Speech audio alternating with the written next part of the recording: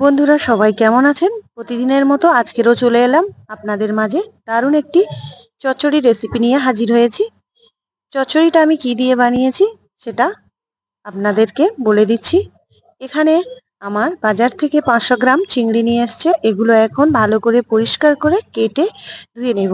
আর এই চচ্চড়ি প্রায় বাড়িতে হয়ে থাকে। আমি কিভাবে বানিয়েছি, বেগুন, আলু আর চিংড়ি মাছ দিয়ে এই দারুণ স্বাদের চচ্চড়ি রেসিপি আপনাদের সঙ্গে শেয়ার করছি। প্রথমে চিংড়ি মাছগুলো ভালো করে ধুয়ে নিয়েছি, এখন ভালো করে পরিষ্কার করে কেটে নিচ্ছি। চিংড়ি মাছগুলো কাটা হয়ে গেছে আর সবজিগুলো কেটে নিয়েছি। এখানে বেগুন ডুমো ডুমো করে কেটে নিয়েছি, আলু কেটে নিয়েছি আর পুঁই শাকের ডাঁটাগুলো কেটে নিয়েছি। চিংড়ি মাছগুলো কাটা হয়ে গেছে, এখন এগুলো দিয়ে চচ্চড়ি রেসিপি বানাবো। চলুন তাহলে কথা না বাড়িয়ে শুরু করা যাক। যেসব বন্ধুরা আমার চ্যানেলে প্রথম আমার ভিডিও দেখছেন, চ্যানেলটিকে সাবস্ক্রাইব করার অনুরোধ রইল। যারা ফেসবুক থেকে দেখছেন প্রোফাইলটাকে ফলো করবেন, আর যারা ইউটিউব থেকে দেখছেন চ্যানেলটিকে সাবস্ক্রাইব করবেন। প্রথমে কড়ার মধ্যে তেল দিয়ে দিয়েছি, তেলটা গরম করে নিয়ে এখানে আমি একটা তেজপাতা মাঝখান থেকে কেটে দিয়ে দেব, আর এখানে 5 ফোড়ন আমি দিয়ে দিয়েছি আর শুকনো লঙ্কা তেলের মধ্যে দিয়ে এগুলো হালকা করে ভেজে নেব। যখন এর মধ্যে থেকে সুন্দর একটা গন্ধ বের হবে তখন আমি এর মধ্যে দিয়ে দেব বড় মতো পেঁয়াজ কেটে রেখেছিলাম। এর মধ্যে এবারে পেঁয়াজটা দিয়ে দেব। পেঁয়াজটা দিয়ে ভালো করে ভেজে নেব। এর মধ্যে আমি চিংড়ি মাছগুলো দিয়ে দিয়েছি। চিংড়ি মাছগুলো দিয়ে ভালো করে একটু নেড়ে দিয়ে এর মধ্যে আমি মশলাগুলো দিয়ে দেব। প্রথমে আমি এখানে স্বাদ অনুযায়ী লবণ দিয়েছি, আর এখন এর মধ্যে হলুদ গুঁড়ো 1 চামচ দিয়ে দেব আর লঙ্কার গুঁড়ো 1 চামচ দিয়ে দেব।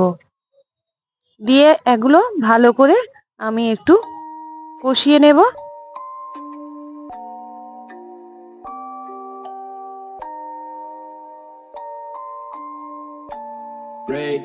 চিংড়ি মাছগুলো কষানো হয়ে গেছে, এখন এর মধ্যে পুঁই শাকের ডাঁটাগুলো আমি দিয়ে দিয়েছি। পুঁই শাকের ডাঁটা দিয়ে আবারও এর মধ্যে আমি ডুমো ডুমো করে কেটে রাখা আলুগুলো এর মধ্যে দিয়ে দেব। আলুগুলো দিয়ে ভালো করে আমি একটু কষিয়ে নেব। এতে করে আমার পুঁই শাকের ডাঁটাগুলো ভালোভাবে সিদ্ধ হয়ে যাবে। যখন পুঁই শাকের ডাঁটাগুলো কষিয়ে কষিয়ে একদম হালকাভাবে সিদ্ধ হয়ে আসবে, এর মধ্যে আমি বেগুনগুলো দিয়ে দেব। প্রথম থেকে বেগুনগুলো দিলে সব বেগুনগুলো পুরো ঘেটে যাবে, তার জন্য আমি আলু আর পুঁই শাকের ডাঁটা ভালো করে কষিয়ে নিয়েছি। এখন এর মধ্যে বেগুনগুলো দিয়ে দেব। বেগুনগুলো দিয়ে আবার একটু ভালো করে কষিয়ে নেব, নিয়ে তারপরে আমি এর মধ্যে পানি দিয়ে দেব।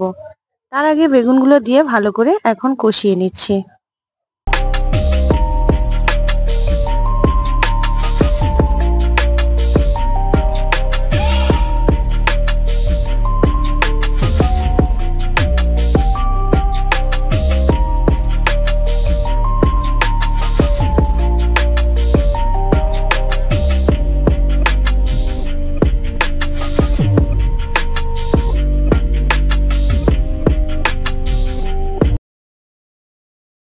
কষানো হয়ে গেছে, বেগুন, আলু আর পুঁই শাকের ডাঁটা ভালোভাবে সিদ্ধ হয়ে গেছে। এখন এর মধ্যে পরিমাণ মতো পানি দিয়ে দিয়েছি।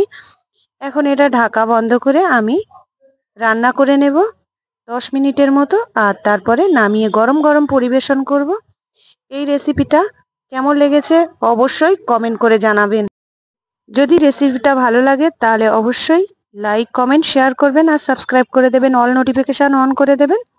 এতে করে আমার ভিডিও আপনাদের কাছে পৌঁছে যাবে আর এইরকম সুন্দর সুন্দর রেসিপি আপনারা পেতে পারেন। তার জন্য সাবস্ক্রাইব করতে হবে। তাহলে আজকের এখানেই শেষ করছি, পরের ভিডিওতে দেখা হচ্ছে। আল্লাহ হাফেজ।